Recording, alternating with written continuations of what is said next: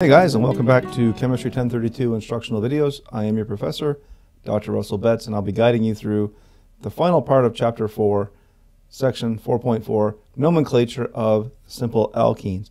Nomenclature simply means naming for the most part. So let's just go through these little steps. The steps honestly aren't going to make a lot of sense until we see examples.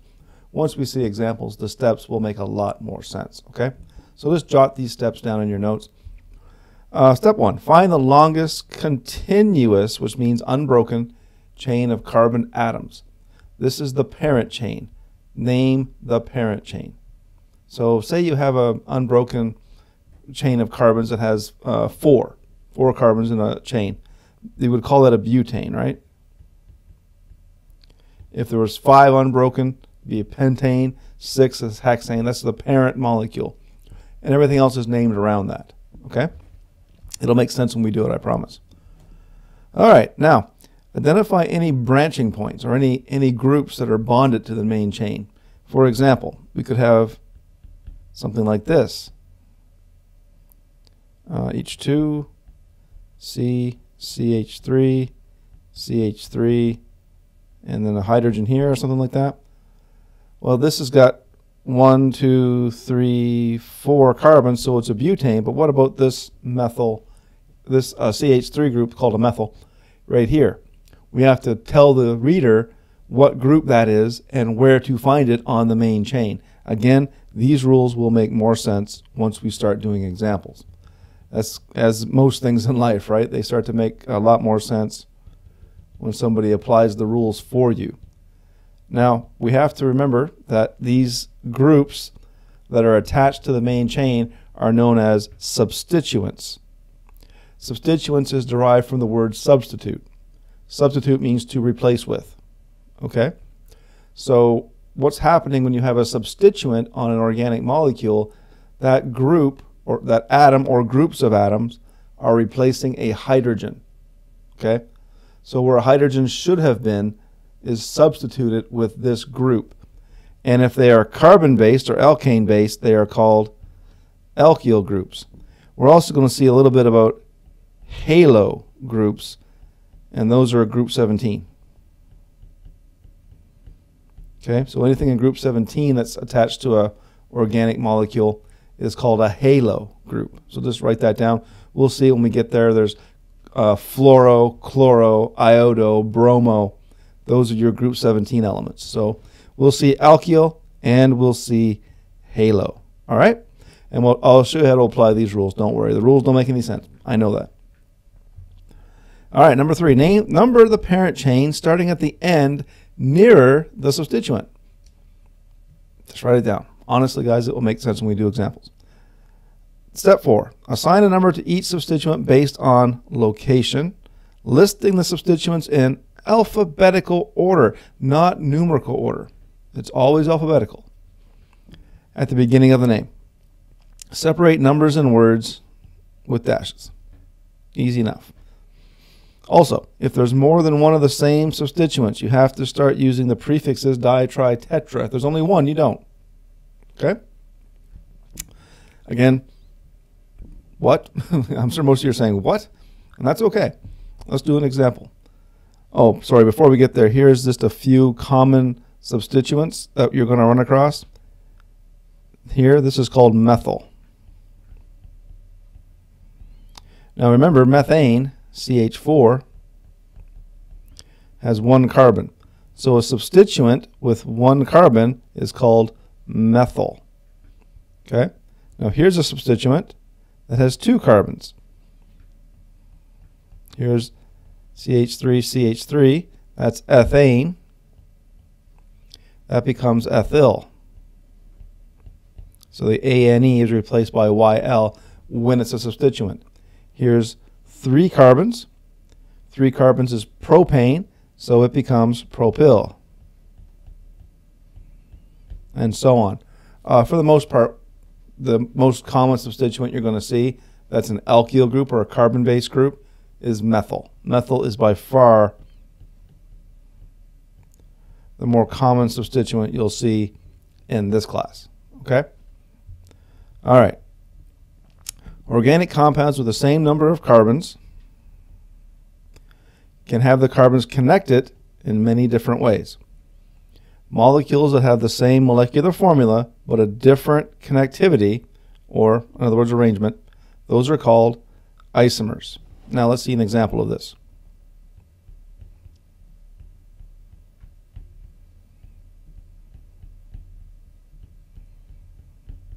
So that has a molecular formula C4H10. We could have drawn this molecule like this. Let me put it somewhere where I make sure you see it.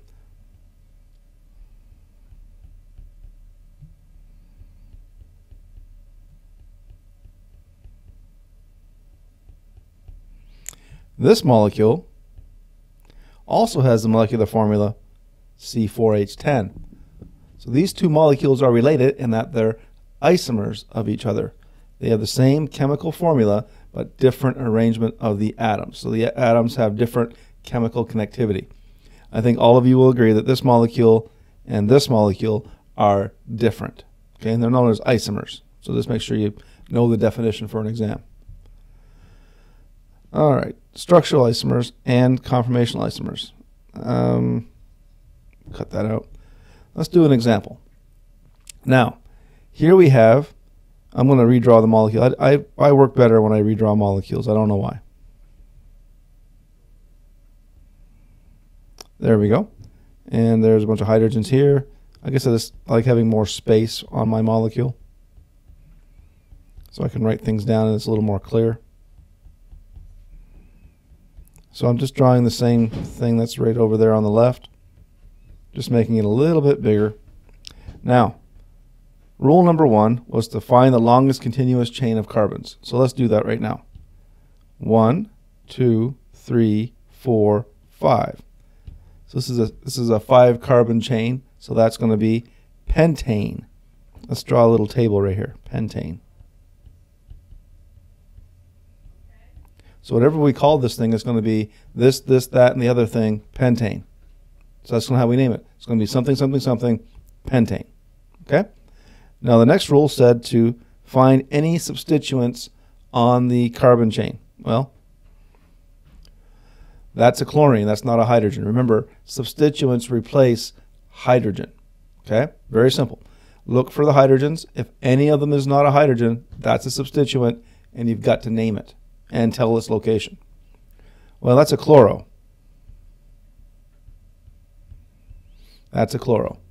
Now remember, group 17, those elements change their name from ene, I-N-E, to O. So it's fluoro, chloro, bromo, iodo, if they're on a carbon chain, if they're a substituent. Now, to find out what number the carbon is, you start numbering from the carbon nearest the substituent. Well, the chlorine is right here. So we're going to call that carbon number 1, carbon number 2, carbon number 3, 4, and 5. Okay? That's how we number them, because this is the carbon closest to the substituent. This one right here is the closest. If we numbered it the other way, this would have been carbon 1, 2, 3, 4. So see how the number would have been different? You want the lower number. Now, let me write that down. This will be 2-chloro. What this is saying is that on carbon 2, there is a chloro or a chlorine atom bonded there. That's what it means. Let's put it all together. 2-chloropentane. 2-chloropentane. Notice there's no space here. It's all one word. All one word right there, no space.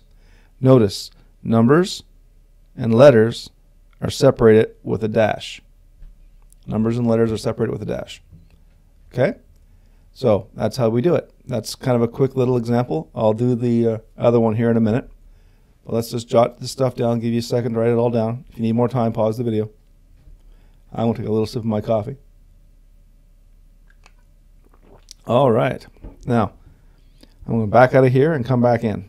That way that all that work is erased. Now I can start again. Now I'm going to do this one here. Now we're going to work on this one. But again, I'm going to redraw it out here, because I just find it easier to redraw. There we go. Bunch of hydrogens here. You may not find it easier to redraw, and that's okay. You don't have to. This is how I've always done it. I don't know why. I just like working off my own drawings.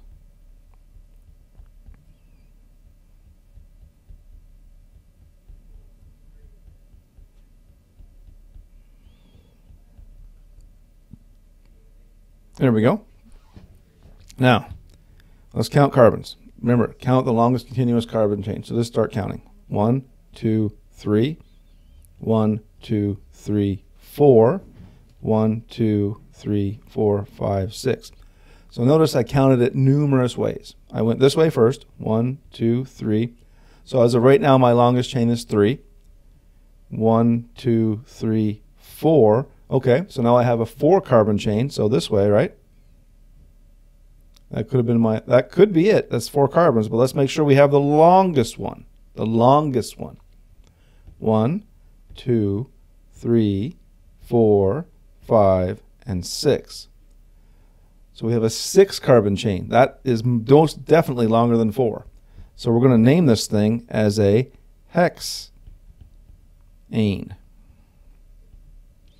So the longest continuous carbon chain was 6. That's a hexane. So our name is going to be this, that, and the other thing, hexane. That's how the name is going to read. Now, of course, it's going to be more scientific than that. It's going to be not this, that, and the other, but you get the idea. Now, find substituents. Let's circle them in black. There's a CH3 where a hydrogen should have been, and there's another CH3 where a hydrogen should have been. So those are our substituents, here and here. Okay? And both of those are CH3, so both of those are methyl. And we have 2 of them, so write it twice. We'll fix it. I'll show you how to handle this later. But for now, we just want to write down all of our substituents and all of the numbers. Okay? So now we have to number the carbons. 1, 2, 3, 4, 5, and 6. Remember, you start numbering from the carbon nearest the first substituent. Always number from the carbon nearest the first substituent. The first substituent is right there. 1, 2, 3. Okay? 4, 5, 6. And end it. So now, our first substituent is at carbon 2. It's right there. Remember? It's right there. Our second substituent, CH, is also CH3, and it's at carbon number 3. So what we're saying here is at carbon 2, there's a methyl instead of a hydrogen. At carbon 3, one of the hydrogens has been replaced and a methyl is there. These are substituents. Now there's 2 of them. Then they're the same. So we have to tell the reader what number the carbons were and what's there. So now here's how you put it together. 2, 3.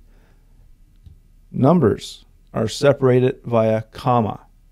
2, 3. That's how you write it. Numbers are separated with commas. Dash. Now there's 2 of the same substituent, so we have to indicate that in the name. Dash di, because there's 2 of them. Methyl.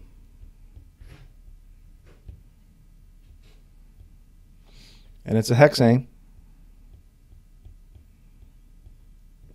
Okay, now let me pull my laser pointer here. 2, 3. So at carbon 2, there's some kind of substituent.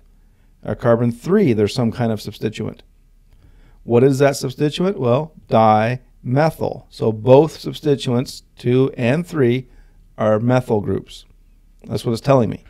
And the whole thing, the size of the chain, the size of the hydrocarbon, or the alkane, is 6. Because it's a hexane. Okay? How's that? I know it's a little weird, but here's one for you to try. Now, yours is written as a skeletal formula. Remember, how to read, if you have to redraw it as an expanded, go ahead and redraw it as an expanded. Don't worry about that. Just go ahead and do it. This one's a little tougher because it's a skeletal formula. Don't let that throw you. You're good enough to handle this, I promise. Okay? Use IUPAC rules and name this molecule. It may take you a little time at first, but take the time and learn how to do it. It's not that hard. All right? So I'm going to pause. You pause the video right here, and give this a really good try. I promise you, it's not hard. Remember, start numbering the carbons from the carbon closest to the substituent, the first substituent. Okay? Go ahead and pause the video and give this a try. All right, welcome back. Would you like a hint? Maybe I can help you out. Let me give you a little hint first. Let me number the carbons for you. 1, 2, 3, 4, 5, and 6. So this one's numbered backwards. So if that helps you, pause the video and come on back. All right, welcome back. I think with that little hint, that probably gave it away. I hope it did. So I'm going to redraw it out here like I always do. There we go. Now, I called this number 1, 2, 3, 4, 5, and 6. This is a methyl. That is a methyl. If you don't know that, redraw this thing as a expanded structural formula or a Lewis structure. It'll help you. All right. Now you're all going to hate me when you see the answer. So this has got 6, so it's a hexane, right?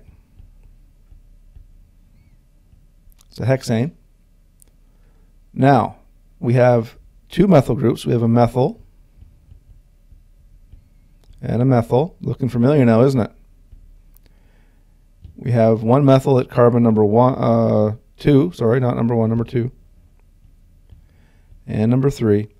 So this is 2, 3 dash dimethyl hexane. So I gave you the same one, but I gave it to you as a skeletal formula, and I turned it around. That's all I did, though. So I hope you got it. If you didn't get it, please go back and try again. It's really, really not hard. This one's actually a little bit more challenging than normal because I made it a skeletal, and I kind of put number 1 on the right-hand side, which kind of freaks some students out. But you have to be aware carbon 1 could be on could be anywhere. Could be on the left, could be on the right. You have to be prepared for that, okay? So go ahead and try again if you didn't get it. It's not hard. And we'll do lots of practice on this in class, I promise. All right? I hope you're not mad at me. Cis and trans isomers. You've all heard it. You've all heard it. Now, a cis isomer means on the same side or aligned. Okay? Trans means opposite or across. And you've heard these words before. You've heard them when it comes to fatty acids, for example. So let me just draw a double bond. And that's where you find cis and trans. You find them at double bonds. And let me draw the hydrogens in on adjacent carbons, but they have to be part of the double bond.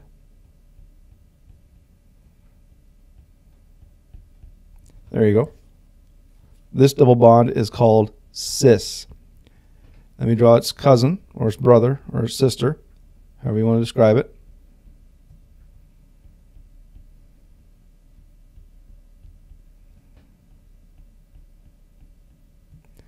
This is called trans. Now, the hydrogens have to be on the adjacent carbons, but they have to both be part of the double bond. Okay? So here, carbon number 1 in the double bond, carbon number 2 in the double bond. These carbons are what you have to look at. Okay? These are what you have to look at.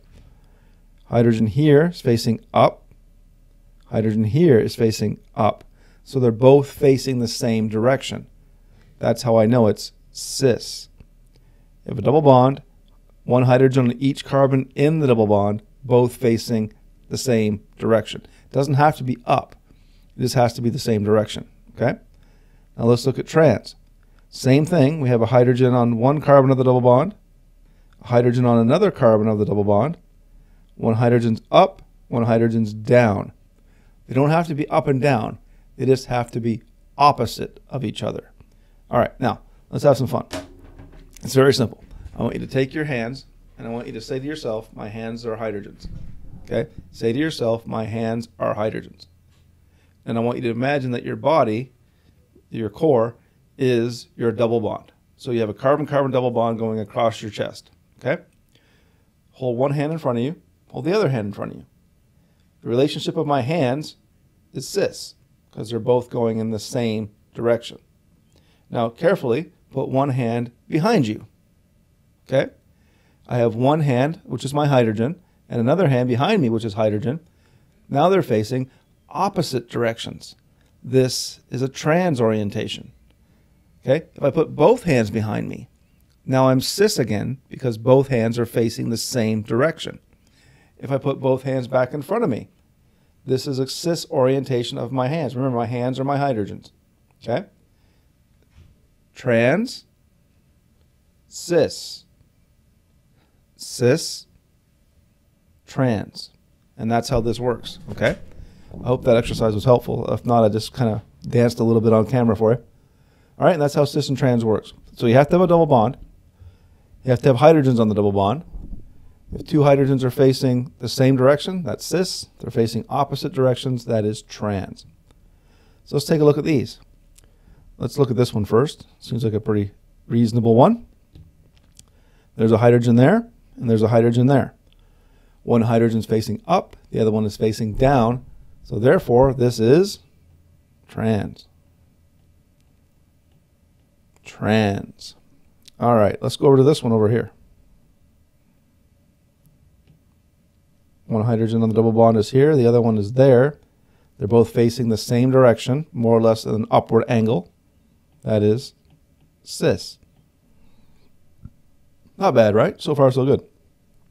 Here we go. Hydrogen here, the double bond. Hydrogen there, the double bond. Oops. Cis.